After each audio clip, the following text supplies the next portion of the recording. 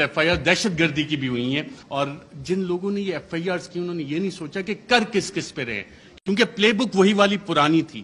مسئلہ یہاں پہ یہ تھا کہ کرپشن کے کیسز نہیں مل رہے۔ بڑی کوشش کیجیے عمران خان کے خلاف کرپشن کے کیسز نکالے جائیں۔ میری بھی ایک دو ملاقاتیں ہوئی کہ جناب آپ تو بڑی سٹوریز کرتے ہیں۔ میں نے کہا یار ایک شخص، اور یہ عمران خان صاحب بیٹھے ہیں، شاید آپ میں سے بہت سے لوگوں کو نہ پتا ہو، پی ایم آفس میں ہمارے بھی ذرائع ہوتے ہیں، اکثر پوری کابینہ پریشان ہوتی تھی کہ جناب بات ہم نے کی ہے، کہاں سے پتہ لگ گئی۔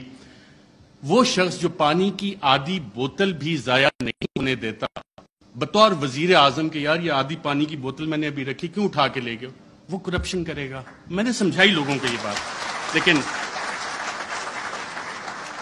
پلے بک کیونکہ وہی پرانی تھی، کیا کرپشن کے کیسز نکالو، کرپشن کو اپنی ہے، مسٹر اے بی سی کا فلانا دوست ہے اس سے نکال کے لاؤ، کچھ سوا دو مہینے ہو گئے، کوئی کرپشن نہ نکلے گا۔ عمران خان کا کرپشن کا کیس نہیں نکل سکتا، نہ نکلے گا۔